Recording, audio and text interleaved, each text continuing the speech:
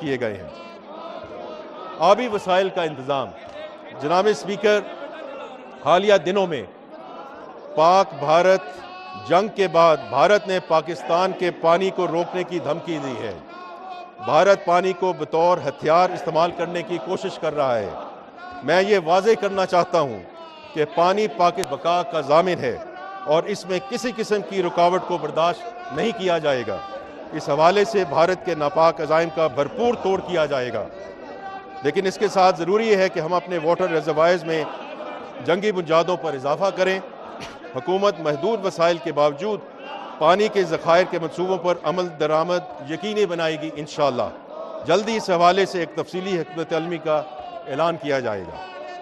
پاکستان کو بھارتی آبی جارحیت کے ساتھ ساتھ پانی کی قلت، فوڈ سیکیورٹی، پہاڑی ندی نالوں سے آنے والے طغیانی ریلوں کی روک تھام، سیلاب کی روک تھام کے اقدامات اور موسمیاتی تبدیلیوں کے مسائل جیسے چیلنجز کا سامنا ہے۔ ان مسائل سے نمٹنے کے لیے حکومت پاکستان نے نیشنل واٹر پالیسی 2018 کے تحت جامع آبی وسائل کے نظم و نسق کے طریقہ کار کو مد نظر رکھتے ہوئے مختلف اہداف مقرر کیے ہیں، جن میں واٹر سٹوریج میں 10 ملین ایکڑ فٹ کا اضافہ، پانی کی ضیاع میں 33% کمی، واٹر یوز ایفیشنسی میں 30% اضافہ اور سندھ طاس آبپاشی نظام کی ریئل ٹائم ڈسچارج مانیٹرنگ شامل ہیں۔ گزشتہ سال 59 آبی منصوبوں میں سے 34 منصوبے مکمل کیے گئے، جن کی مجموعی لاگت 295 ارب روپے رہی۔ موجودہ مالی سال میں آبی وسائل ڈویژن کے لیے کل 133 ارب روپے مختص کیے گئے ہیں، جن میں سے 34 ارب جاری آبی منصوبوں میں مزید سرمایہ کاری کے لیے 102 ارب روپے رکھے گئے ہیں، جن میں سے 95 ارب روپے 15 اہم منصوبوں کے لیے مختص کیے گئے ہیں جو پانی ذخیرہ کرنے، سیلاب سے تحفظ، انڈس بیسن پر ٹیلی میٹری سسٹم اور پانی کے تحفظ سے متعلق ہیں۔ دیا میر بھاشا ڈیم کے لیے 32.7 ارب روپے، مومن ڈیم کے لیے 35.7 ارب روپے، کراچی بلک واٹر سپلائی کے 4 منصوبے کے لیے 3.2 ارب روپے، کلری باغار فیڈر کے 9 ارب روپے اور انڈس بیسن سسٹم پر ٹیلی میٹری سسٹم کے لیے 4.4 ارب روپے رکھے گئے ہیں۔ اس طرح پٹ فیڈر کینال کے لیے 1.8 ارب روپے اور کچھی کینال فلڈ ڈیمیجز پروجیکٹ کے لیے 69 کروڑ روپے مختص کیے گئے ہیں۔ آوران، پنجگور، گروک اور کشگور ڈیمز کے لیے 5 ارب روپے مختص کیے گئے ہیں۔ Energy sector. جناب اسپیکر، حکومت اس عمر کے لیے پرعزم ہے کہ تمام شہریوں کو سستی اور قابل اعتماد انرجی کی فراہمی یقینی بنائی جائے۔ اس مقصد کے حصول کے لیے مالی سال 2025-26 کے ترقیاتی پروگرام میں انرجی سیکٹر کی 47 ترقیاتی اسکیموں کے لیے 90.2 ارب روپے مختص کیے گئے ہیں۔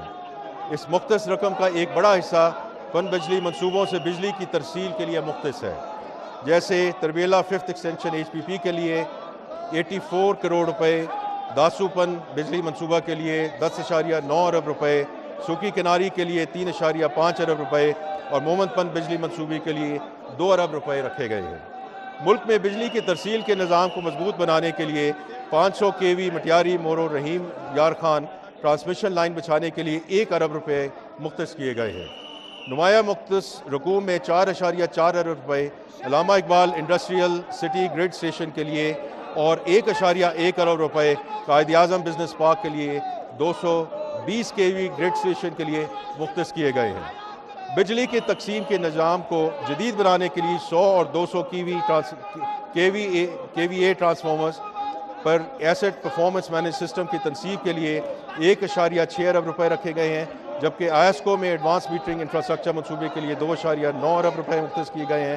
اس کے علاوہ بجلی کی تقسیم کار کمپنیوں کی کارکردگی بہتر بنانے کے لیے ملتان الیکٹرک پاور کمپنی کو 1.8 ارب روپے، حیدرآباد الیکٹرک پاور کمپنی کے لیے 1.9 ارب روپے اور پشاور الیکٹرک پاور کمپنی کے لیے 2.4 ارب روپے دیے جائیں گے۔ جناب اسپیکر، وابڈا کی جانب سے شروع کیے گئے صاف، قابل تجدید اور پن بجلی کی پیداواروں کے منصوبوں کے لیے 67.2 ارب روپے مختص کیے گئے ہیں۔ کلیدی اقدامات میں 2160 mega watt Dasu hydro power project مرحلہ 1 شامل ہے، جس کے لیے 20 ارب روپے مختص کیے گئے ہیں۔ تربیلا 5ویں توسیع ہائیڈرو پاور پروجیکٹ کے لیے 3.4 ارب روپے مختص کیے گئے ہیں۔ مومند ہائیڈرو پاور پروجیکٹ کے لیے 35.7 ارب روپے مختص کیے گئے ہیں۔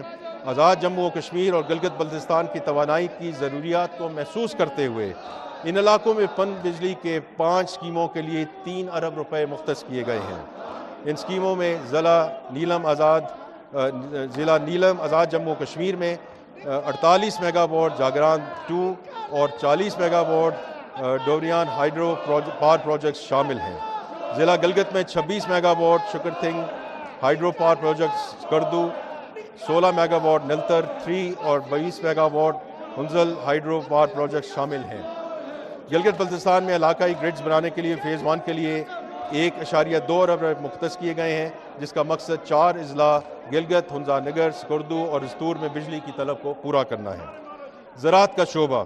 جناب اسپیکر، حکومت پاکستان زراعت کے شعبے کی ترقی کے لیے کوشاں ہے اور زرعی شعبے کی ترقی کے لیے مستعدی کے ساتھ کئی اقدامات اٹھائے جا رہے ہیں، جن میں گرین پاکستان انیشیٹو شامل ہے، جس کے تحت جدید کاشتکاری کے طریقوں اور قابل کاشت زمین کو بڑھانے پر توجہ مرکوز کی گئی ہے۔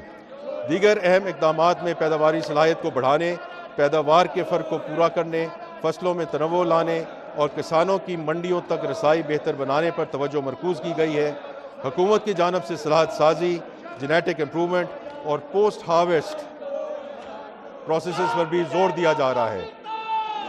جناب اسپیکر، میں خاص طور پہ یہ ذکر کرنا چاہتا ہوں کہ چین میں 1000 زرعی گریجویٹس کی صلاحیت سازی کے لیے وزیر اعظم پاکستان کے اقدام کے تحت مختلف صوبوں اور خطوں سے نوجوان پاکستانی زرعی گریجویٹس کو ایک مکمل فنڈڈ تربیتی پروگرام کے تحت چین بھیجا جا رہا ہے۔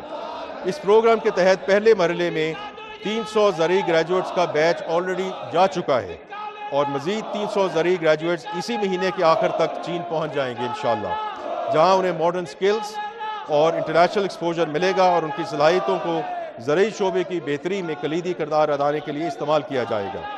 تربیتی پروگرام کے علاوہ مالی سال میں 2025-26 میں کپاس اور لائف سٹاک کی بحالی پر خصوصی توجہ کے ساتھ 10 جاری اسکیموں کو جاری رکھنے اور 5 نئے منصوبے شروع کرنے کے لیے 4 ارب روپے سے زائد مختص کیے گئے ہیں۔ Higher education sector.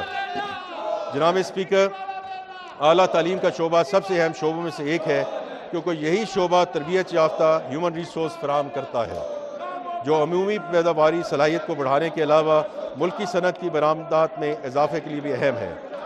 اعلیٰ تعلیم کی مد میں HEC کو 170 منصوبوں کے لیے 39.5 ارب روپے فراہم کیے گئے ہیں۔ ان میں سے 38.5 ارب روپے جاری منصوبوں کے لیے ہیں۔ ان وسائل سے جاری اسکیموں کو مکمل کرنے میں مدد ملے گی۔ وزیر اعظم پاکستان کی اسکیم کے تحت جسمانی مسائل سے دوچار نوجوانوں کو اپنی مشکلات پر قابو پانے کے لیے الیکٹرک ویل چیئرز، کسٹمائزڈ لیپ ٹاپس اور آڈیو ویژول ایڈز فراہم کی جائیں گی۔